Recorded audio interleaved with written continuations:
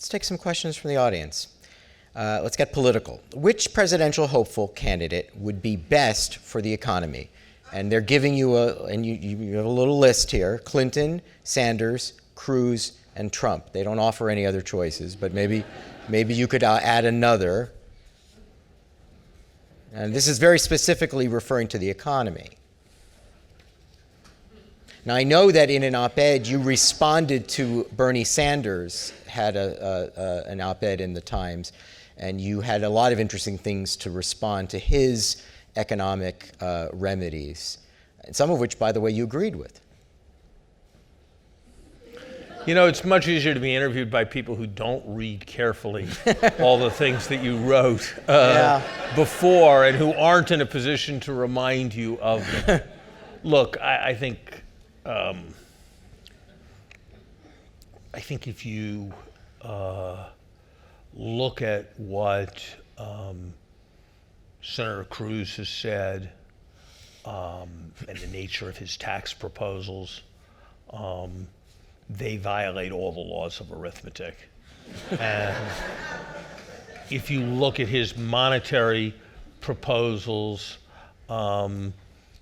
it's hard to know quite what it is that's being said, but they seem egregiously dangerous.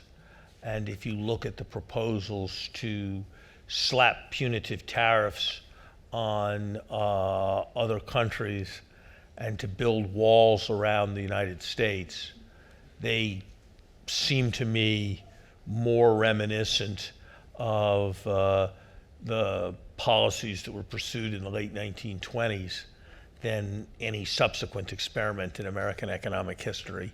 And those didn't work out so well. So not Cruz. Cruz. After the late 1920s. No, that was Trump. Oh, that was Trump. I'm sorry. That's Trump. Okay.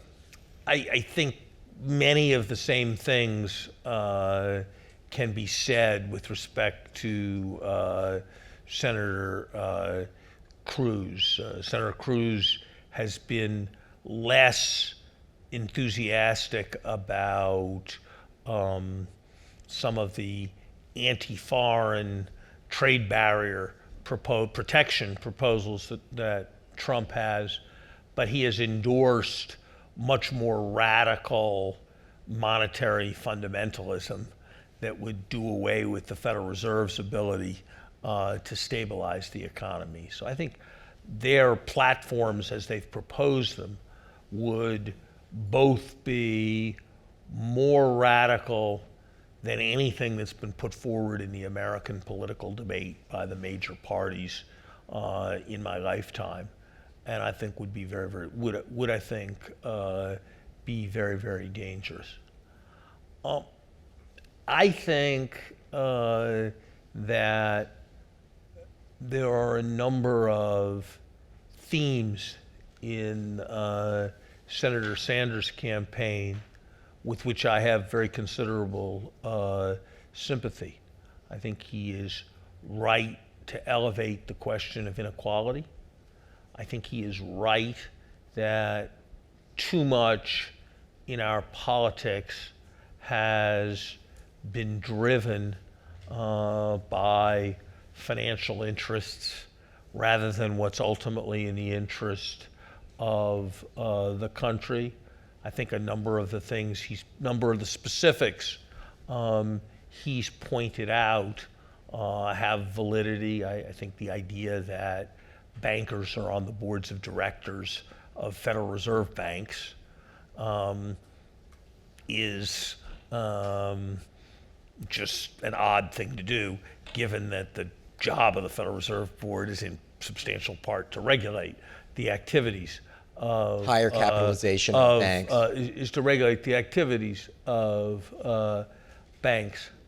On the other hand, I think that to frame the whole or even the largest part of the economic debate as being about the class struggle is, I think, to miss a great deal of what is strongest in the American tradition, which is a sense of creating a rising tide that lifts all boats. And so pitting as the dominant part of the narrative, worker interests against business interests, or the economy's interests against financial interests, seems to me to be quite a misguided approach. Close to half of the stock market is the retirement savings of Americans. And so we all have a stake in the companies represented in the stock market succeeding.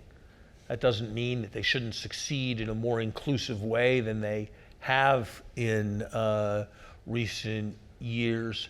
But I don't, not so much that his themes are wrong as that they seem to me to be manifestly incomplete.